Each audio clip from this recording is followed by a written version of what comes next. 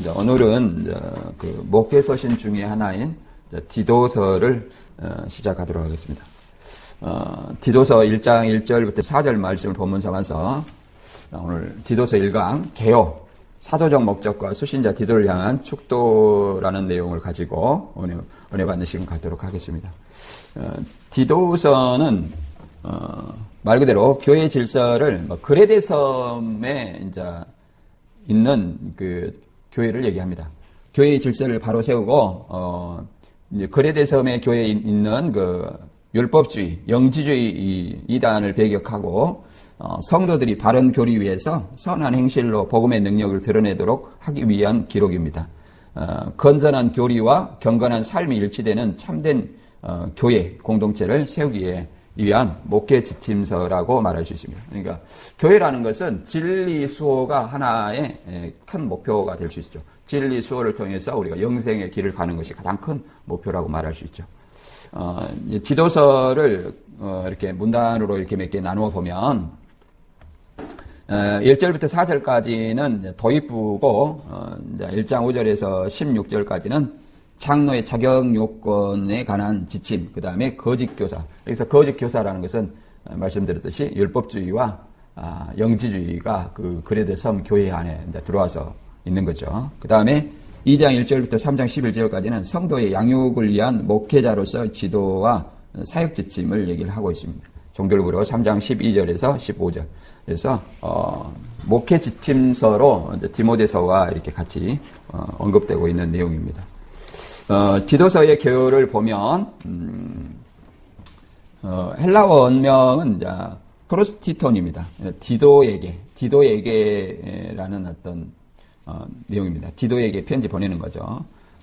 저자는 바울이고 기록 연대에는 이제 바울이 4차로 이제 로마로 압송되어서 60년에서 62년에 2년 동안 그 가트 연금된 상태에서 무죄석방을 받고 난 이후에 선교 여행 기간 중에 이제 마게도냐의 빌립보에서 65년에서 66년경에 기록된 것으로 우리가 보고 있습니다.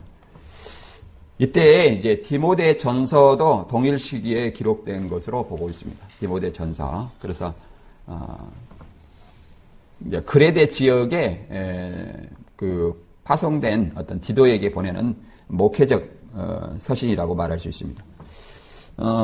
바울은 디모데를 에베소에 또 디도를 그레데에 남겨서 교회를 견고히 세우는 역할을 했습니다. 그래서 디모데와 디도를 그 바울의 그 제자를 언급할 때, 사역을 할 때 가장 쓰임을 받는 제자로 볼 수 있죠.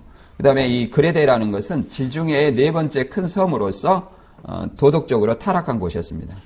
보통 이제 섬으로 둘러싸인 어떤 섬과 가까웠고 해안과 가까우면 굉장히 문물이 활발하게 활동하고 유입이 되는 어떤 그런 곳으로서 도덕적으로 굉장히 음란하고 타락한 곳으로 우리가 볼 수 있습니다. 성경에 보면.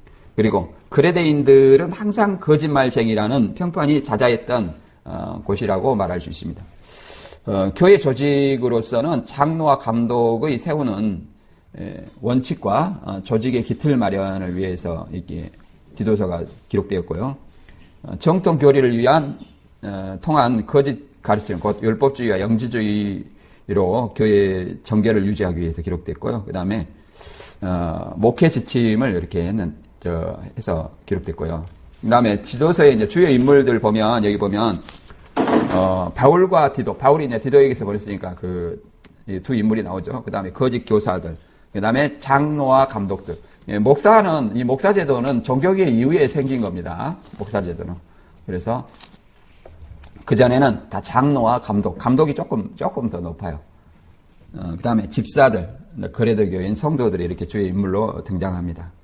여기서 보듯이 사도행전 20장에서 28장에 이렇게 보면 이제 그 바울이 4차로 이제 선교 여행을 이제 옥중에서 가택연금 후에 연금에서 석방된 후에 이제 디모데 전서, 디도서, 이제 디모데 후서는 이제 AD 66년경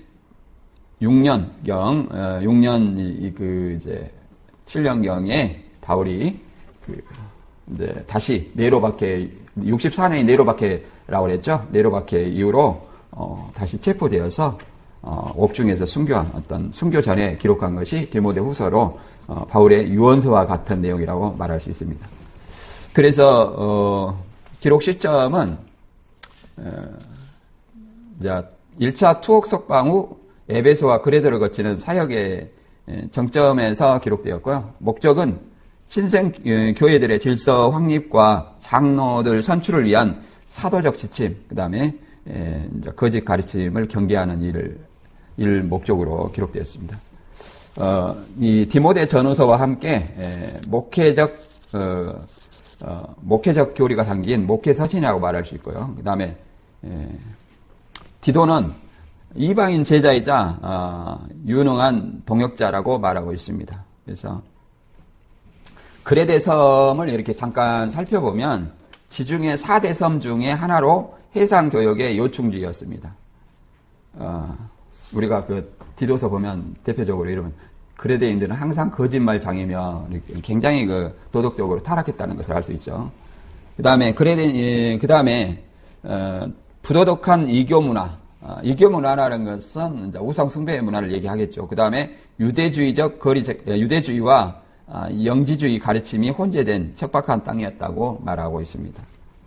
이런 곳에서 이제 바울이 그 1차 가택연금 이후에 63년에서 7년경에 디모데 전서와 디도서를 기록했습니다. 그리고 디도서는 빌립보에서, 마게도냐의 빌립보에서 기록했다 했죠. 그래서 우리가 이제 무죄 석방 후, 성경에는 여기 자세히 기록되지 않았지만 무죄 석방 후에 사도행전에는 기록되지 않았죠. 그레데, 마게도냐, 드로아, 밀레도 등 이렇게 방문하면서 이 지명을 언급한 거죠. 그 다음에 2차 체포는 67년에서 68년. 이 기간 중 드로아 근처를 지나다 다시 체포되어 로마로 압송됩니다. 이것이 이제 디모데후서 4장 13절에 잘 나와 있죠. 1차 때는 가택연금된 상태입니다. 자기 셋집에서 이태 동안 이렇게 말한 것처럼 가택연금이 됐지만 이번에는 일반 죄수처럼 마메리틴 감옥에 갇혔다고 얘기를 합니다. 마메리틴 감옥. 차가운 마메리틴 감옥에서. 그래서 그 마메리틴 감옥에서 이제 디모데 후서를 그 유언서와 같은 디모데 후서를 작성을 합니다. 바울은 죽음이 임박했음을 직감하고 디모데에게 마지막 유언과 같은 디모데 후서를 보내고 디모데 후서 4장 6절과 7절에는 이렇게 기록이 되어 있습니다. 전제와 같이 내가 벌써 부어지고 나의 떠날 시각이 가까워 왔도다. 나는 선한 싸움을 싸우고 나의 달려갈 길을 마치고 믿음을 지켰으니 라고 라고 말하는 내용을 통해서 디모데가 이제 감옥에서 죽을 시간이 가까웠다는 것을 얘기를 하고 있죠. 네로 황제, 원인은 네로 황제가 노마의 대화제, 이 사건이 AD 64년이죠. 노마 시를 3분의 1을 태운 대화제로 네로가 불질렀죠. 그리고 그것을 희생양을 누구를 삼았냐면 기독교인들을 희생양을 삼아서 기독교인들을 박해를 했습니다. 그래서 교회 전승에 바울은 67년경 또는 68년 초 네로가 자살하기 직전에 로마에서 순교했다고 말합니다. 네로는 이제 68년 6월 9일 날 그 자살을 했죠. 바울은 로마 시민권자로서 참수형을 당했습니다. 로마 오네스테아 가도에서 이렇게 기록이 되어 있습니다. 십자가형이 아니라 이렇게 베드로는 십자가형을 당했죠. 그래 바울의 4차 선교 여행과 기록 연대를 이렇게 잠깐 살펴보면 63년에는 그 로마 석방을 했죠. 그래갖고 스페인 선교를 했습니다. 서바나라는 것은 스페인을 얘기합니다. 스페인 선교였고 그 다음에 64년, 65년에는 그레데 전도하고 그레데 전도를 하면서 디도가 그레데 섬에 이제 체류를 했죠. 감독으로서 이제 그레데 섬을 세워가는 거죠. 그 다음에 66년에는 빌립보에서 디도서를 기록했습니다. 그 다음에 67년에는 2차 투옥하고 이제 바울이 이제 순교하게 되어났답니다. 그래서 여기서 사도행전 정결 이후 땅끝이라는 것은 스페인을 얘기를 합니다. 그 과정에서 이제 기록이 되었어요. 그래서 디도의 목회적 관점, 핵심 어떤 세 가지를 얘기를 하면 교회 조직 수립, 그 다음에 정통교리 수호, 선한 삶의 지도 이렇게 세 개로 나눠 볼 수 있습니다. 그래서 우리가 이제 같은 시기에 기록된 디도서는 디모데 전서와 이렇게 간혹 비교하기도 합니다. 디모데 전서는 목회자 개인의 직무 자세와 경건한 성품에 보다 집중해 있다면 디도서는 교회의 조직적 기틀과 직위의 원리를 수립하는 데 강조점을 두고 있습니다. 그래서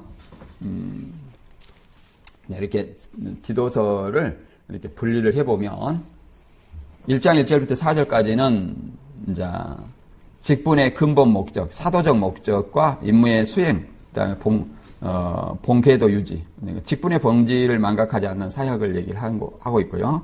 그다음에 5절에서 9절까지는 교회 지도자의 자격 요건, 개척교회를 어떻게 조직을 할 것인가, 장로 선출의 기준이 제시되어 있습니다. 우리는 25인인가 이렇게 그 세리교인이 등록돼야만 장로를 세우고, 장로를 세우면 이제 당회가 조직이 되고 유임 목사가 이렇게 설립이 됩니다.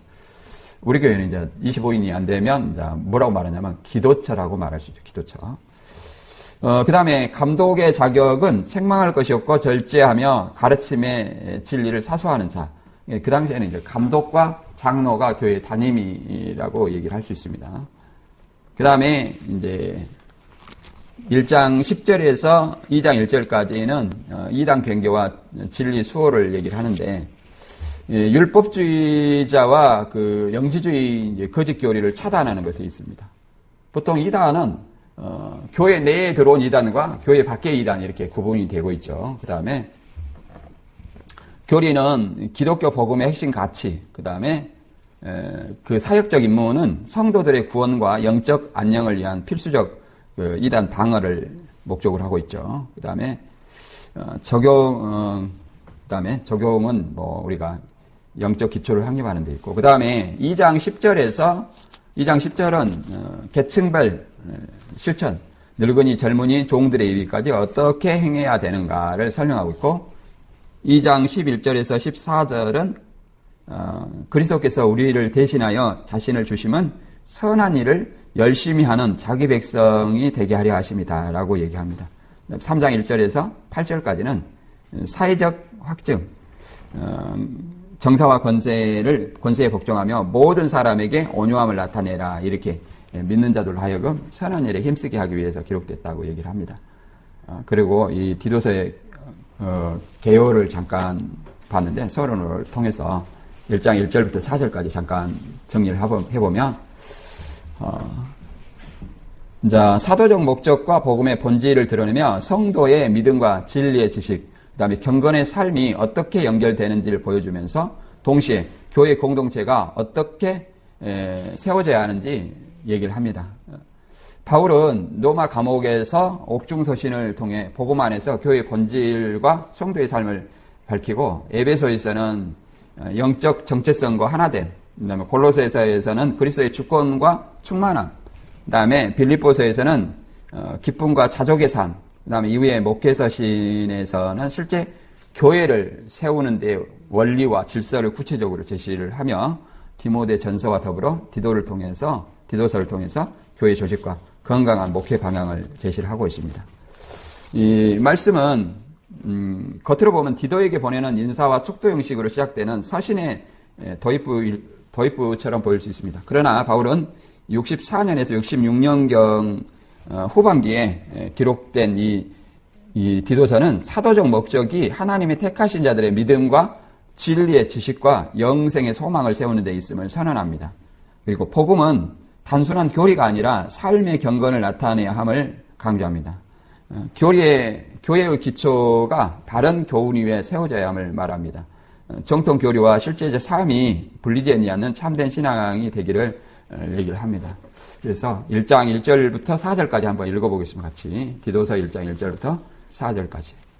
하나님의 종이요 예수 그리스도의 사도인 나 바울이 사도된 것은 하나님이 택하신 자들의 믿음과 경건함에 속한 진리의 지식과 영생의 소망을 위함이라. 이 영생은 거짓이 없으신 하나님이 영원 전부터 약속하신 것인데 자기 때에 자기의 말씀을 전도로 나타내셨으니 이 전도는 우리 구주 하나님이 명하신 대로 내게 맡기신 것이라.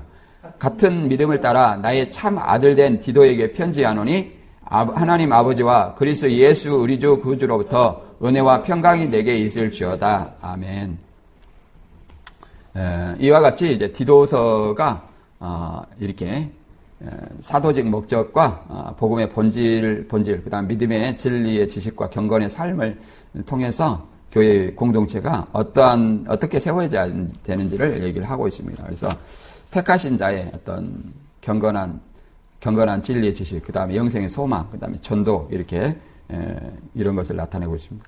첫 번째 문단으로서 이제 사도직의 근거와 이제 사명이 본질이 무엇인지를 나타내는 1장 1절부터 3절까지를 알아보면 이렇게 한번 읽어보고 알아보도록 하겠습니다. 하나님의 종이요 예수 그리스도의 사도인 나 바울이 사도된 것은 하나님이 택하신 자들의 믿음과 경건함에 속한 진리의 지식과 영생을 소망을 이함이라. 이 영생은 거짓이 없으신 하나님이 영원 전부터 약속하신 것인데 자기 때와 자기의 말씀을 전도로 나타내셨으니 이 전도는 우리 구주 하나님의 명하신 대로 나타내신 것이라. 영생을 위해서 전도를 하라는 거죠. 그래서 1장 1절에는 보면 바울의 그 규정과 정체성을 나타내고 있죠. 이 사도적 권위는 개인의 능력이 아닌 하나님의 신적 소명에서 비롯됐다고 얘기를 합니다. 그래서 하나님의 종 이렇게 얘기하는데 종이라는 것은 헬라어로 둘로스입니다. 그래서 이 온전히 종이라는 것은 주인에게 속한 노예예요. 그래서 생명과 의지가 온전히 주권자인 하나님에게 속된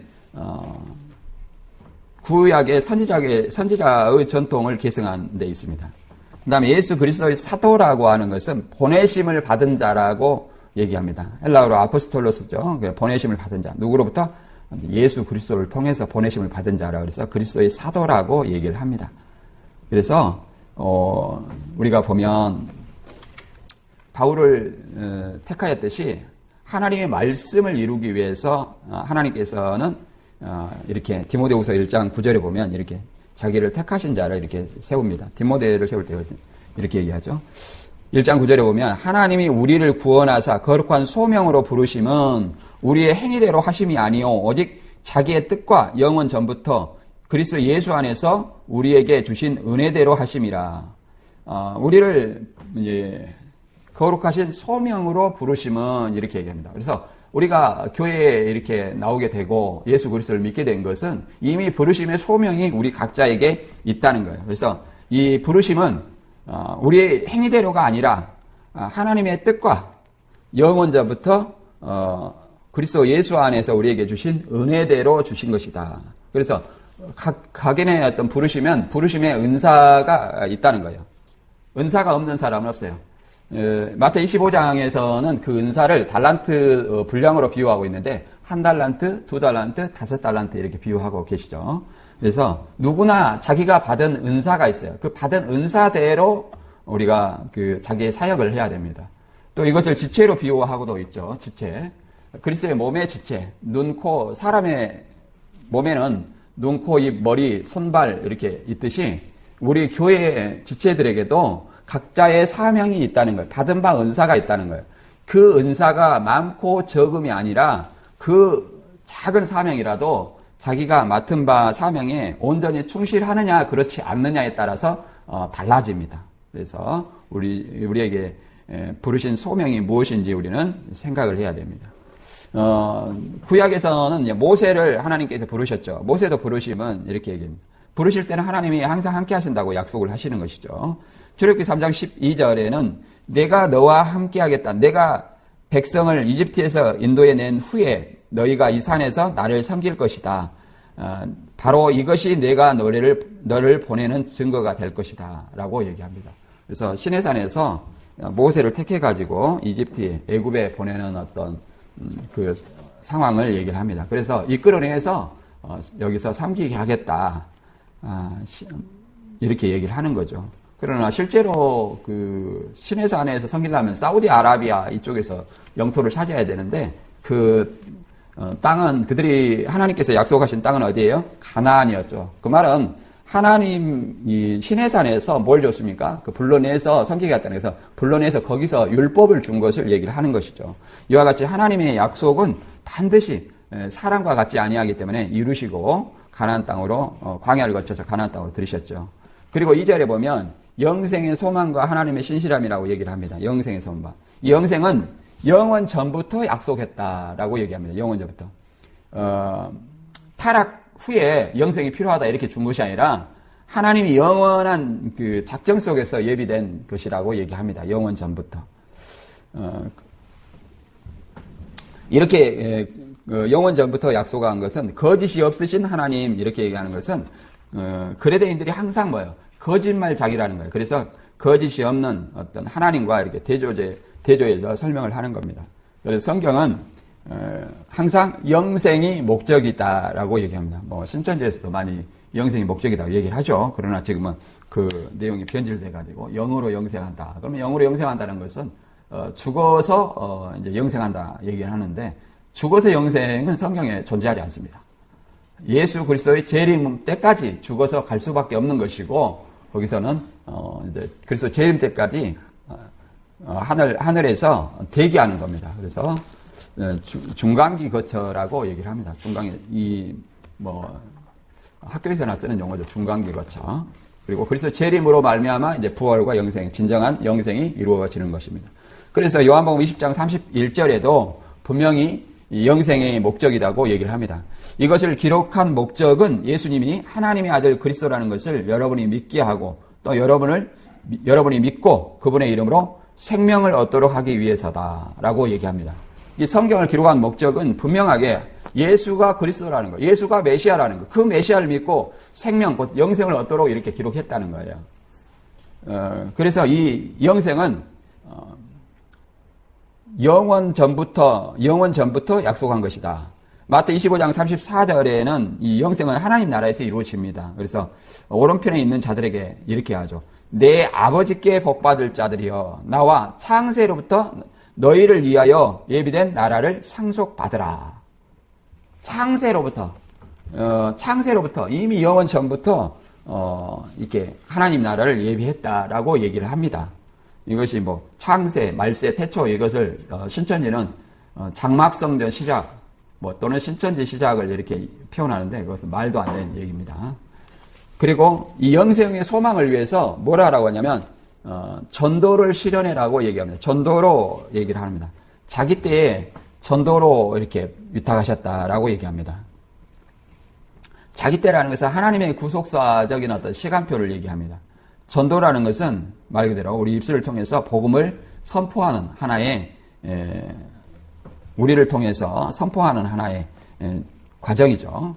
그다음에 그 전도의 사명을 우리에게 임하였다고 얘기하죠. 복음 전파의 직무가 사명이죠. 그래서 로마서 10장 15절에는 이렇게 10장에 보면 전도에 대해서 자세히 나와 있지만 이렇게 얘기합니다. 10장 10절부터 보면 자세히 나와 있지만 15절에 보면 이렇게 말합니다. 보내심을 받지 아니하였으면 어찌 전파하리요. 기록된 바 아름답도다 좋은 소식을 전하는 자들의 발이어함과 같으니라. 이렇게 얘기합니다. 보내심을 받지 아니하였으면 어찌 전파하리요. 이렇게 말합니다. 보내셨다는 것은 파송을 했다는 거예요. 파송. 그래서 파송을 했기 때문에 복음을 전파했다는 거예요. 그래서 아름답도다 좋은 소식을 전한 자들의 발이여. 그러니까 좋은 소식은 뭐예요? 복음이죠. 복음은 곧 예수 그리스도의 십자가 부활을 통해서 우리가 부활과 영생을 얻는 길입니다. 이것을 발로 뛰는 전도로 이렇게 전했다고 얘기를 합니다. 그래서 우리를 세우신 목적은 고전 1장 17절에도 오직 이렇게 얘기합니다. 그리스도께서 나를 보내심은 침례를 베풀게 하려 하심이 아니요 오직 복음을 전하게 하려 하심이라. 복음을 전하게 하심이로되 말의 지혜로 하지 아니함은 그리스도의 십자가가 헛되지 않게 하려 함이라. 이렇게 얘기합니다. 그래서 오직 이 말의 지혜도 아니고 그 다음에 침례를 세례를 베풀게 하는 것도 아니고 오직 그리스도의 십자가 복음을 전하게 하기 위해서다라고 얘기를 합니다. 이와 같이 하나님의 어떤 말씀은 분명하게 정의되어 있습니다. 그래서 우리가 분명하게 우리는 하나님의 종인가 아니면 하나님이 나의 종인가 생각을 해봐야 됩니다. 둘로스라는 것은 우리가 종, 곧 노예라는 겁니다. 예수님과 하나님, 삼위 하나님을 주와 하나님으로 이렇게 고백하는 것은 내가 나의 생각, 나의 의를 드러내고자 하는 것이 아니라 하나님의 뜻대로 살고자 하는 고백임을 우리가 알아야 됩니다. 따라서 성경은 지식에 머물지 않고 영생의 소망을 가지고 항상 우리 입술을 통해서 어떠한 상황에서든지 복음을 전해서 한 영혼이라도 구원하는 우리의 사명을 다 감당해야 될 줄로 믿습니다. 두 번째는 이제 1장 4절에 보면 이제 디도에게 은혜와 평강을 얘기하는 내용이 나옵니다. 1장 4절. 같은 믿음을 따라 나의 참 아들 된 디도에게 편지하노니 하나님 아버지와 그리스도 예수 구주로부터 은혜와 평강이 내게 있을지어다 라고 얘기합니다. 그래서 디도에 대해서 우리가 잠깐 보면 디도를 생각하면 디모데와 이렇게 비교를 많이 하죠. 디도는 헬라인, 그리스인 출신으로 바울을 통해서 회심한 영적 자녀라고 얘기합니다. 보통 이제 분쟁 해결과 연보 모금 등 까다로운 임무를 완수를 할 때 사역자로 동용됩니다. 바울은 디도를 참 아들이라 부르며 그의 정통성을 확증하고 있죠. 그리고 디도에 대해서 보면 이제 영적으로는 바울의 전도한 아들이라고 얘기합니다. 참 아들은 정통성을 가진 후계자라고 얘기를 하고 있고 아들이라는 것은 복음을 통해서 전도된 자라고 얘기를 합니다. 그래서 디도의 생애를 잠깐 보면 디도는 헬라인 출신 대표적 이방인 사역자입니다. 할례 없이 하나님의 은혜로 구원받은 복음의 실체적 사례가 됐죠. 갈라디아서 2장 3절에 이렇게 보십니다. 디모데와 디도의 차이는 할례를 받고 안 받고 일어났던데 목적이 있습니다. 많은 박해 속에서도 유대인의 박해 속에서도 디도를 할례 받지 아니하는 것은 말 그대로 복음의 진리를 수호하고자 하는 어떤 의지를 담고 있습니다. 그 다음에 이렇게 예루살렘 회의에서 억지로 할례 받지 않게 함으로써 율법으로부터 복음을 수호했다는 말을 듣고 있습니다. 그 다음에 고린도 교회의 갈등과 그 다음에 그레데 교회의 장로를 세우는 데 기틀을 마련했습니다. 그 다음에 이 바울의 두 아들로 표현되고 있는 디모데와 디도의 차이를 보면 디도를 영적 아들, 참 아들이라고 하고 헌신한 동역자라고 했다면 디모데는 뭐라고 그랬냐면 디모데도 교회 문제를 위하여 파송된 사람 동역자이고 진심으로 교회를 아끼는 신실한 자라고 얘기를 합니다. 그래서 디도에 대해서는 이렇게 얘기를 합니다. 할례 문제에 대해서 갈라디아 2장 3절과 4절에 보면 이렇게 나와 있습니다. 나와 동행한 디도는 그리스 사람이었지만 억지로 할례를 받으라고 강요하지 않았습니다. 내가 이렇게 한 것은 몰래 들어온 거짓 형제 때문이었습니다. 그들은 몰래 들어와 그리스도 예수 안에서 우리가 가진 자유를 엿보고 다시 율법의 종으로 삼으려 했습니다. 이게 갈라디아 교회는 율법주의 이단들이 이제 침노해 있었어요. 그래서 그들이 내세운 것은 예수를 믿고 구원을 받으려면 율법을 지키고 할례를 행해라. 할례가 율법의 대표적인 어떤 그 기준이죠. 그래서 할례를 행해라 했습니다. 그러나 그 갈라디아 교회의 그 율법주의자들의 잘못된 것을 바로 세우기 위해서 디도를 할례를 하지 않았다고 얘기를 합니다. 물론 디도가 그 이방인에서 할례를 행하면 다시 뭐예요? 그 율법주의 이단에 동조한 것으로 되죠. 그래서 진리에 대해서는 단호하게 분명히 선을 그었습니다.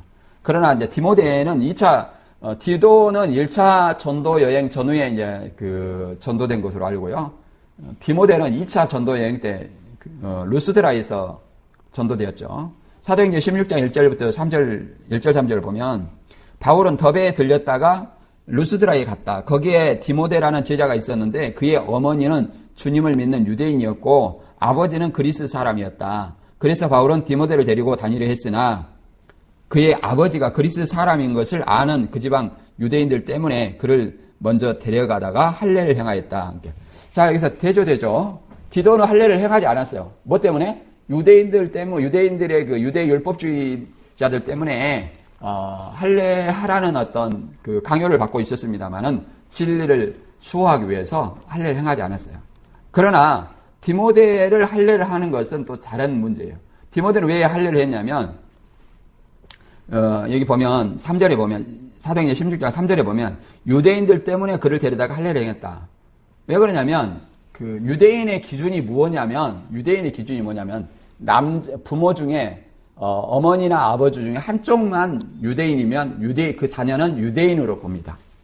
지금 그래서 실제로 지금 이스라엘 보면 한쪽만 유대인들이 국방의 의무를 쥐고 있고 정통 유대인 아버지 어머니 다 유대인은 지금 뭐합니까? 그 국방 의무를 면제받고 있다고 알고 있어요. 그것을 지금 해제한다고 하는 말도 있습니다만은 그렇게 되고 있습니다. 근데 이렇게 유대인들 때문에 할례를 행했다는 것은 그 유대인들을 전도하기 위해서 왜냐하면 디모데가 말 그대로 유대인이기 때문에 유대인들을 전도하기 위해서 뭐였냐면 할례를 행했다는 것을 우리가 이해를 해야 됩니다. 그리고 디모데와 디도를 이렇게 보면 비교를 해보면 디모데는 혼혈이었고 디도는 순수 이방인이었습니다. 할례 여부는 디모데는 사역을 위해서 할례를 행했고 디도는 복음의 진리를 수호를 위해서 할례를 거부했고요. 그 다음에 디모데는 온유함, 섬세한 격려가 필요한 자로 표현합니다. 그 다음에 디도는 강단 있는 지도력, 문제 해결에 능력이 있었다라고 얘기합니다. 목회 환경을 통해서 보면 디도는 에베소 교회에서 인정을 받았고 디도는 거짓과 방탕의 그레데 교회를 개척했다고 이렇게 나와 있습니다. 그래서 우리는 이 말씀을 통해서 우리를 부르신 말 그대로 사명이 무엇인지 잘 깨닫고 우리가 디도든 디모데든 하나님의 부르신 소명의 은사에 따라서 사역을 했다는 것을 우리가 이해를 해야 됩니다. 오늘 본문 말씀을 다시 한번 요약하자면 복음 안에서 사도직의 목적과 성도의 삶이 어떠한 기준 위에 세워져야 하는지 보여줍니다. 바울은 하나님의 종이요 사도로서 부르심을 받은 이유가 믿음과 택하신 자들의 믿음과 진리의 지식과 경건에 이르기까지 이르게 하기 위함이며 모든 것이 영생의 소망 위에 세워져야 함을 강조합니다. 그는 복음이 단순한 지식이나 교리가 아니라 반드시 삶의 변화와 경건으로 나타내야 함을 얘기를 합니다. 이런 예화가 있습니다. 한 사람이 집을 짓기 위해 설교들을 정교하게 준비하고 이론을 충분히 연구했습니다. 그는 건축에 대한 지식에 풍부했고 완벽한 계획을 세운 것처럼 보였습니다. 그러나 실제로 기초를 놓지 않고 공사를 시작하지도 않았습니다. 시간이 지나도 그 집은 여전히 종이 위에만 존재했습니다. 그러던 중 한 사람이 작은 기초로부터 하나씩 쌓기 시작하여 실제로 집을 세워갔습니다. 그때서야 사람들은 참된 건축은 지식이 아니라 실제로 세워지는 과정에 있다는 것을 깨닫게 되었습니다. 신앙도 이와 같습니다. 우리는 진리를 알고 있다고 말하지만 그것은 삶 속에서 나타나지 않는다면 참된 믿음이라 할 수 없습니다. 참된 신앙은 반드시 삶으로 실천되어야 합니다. 그러므로 우리의 삶도 말과 지식에 머무르는 것이 아니라 진리와 지식과 경건의 삶으로 나타나는 자리까지 나아가야 됩니다. 오직 우리는 오늘 본문 말씀처럼 복음에 굳게 서서 삶의 실천으로서 복음이 입술로 선포되어 한 영혼이라도 구원하여 하나님께 영광 돌리는 저와 여러분이 되시길 주님의 이름으로 축원합니다.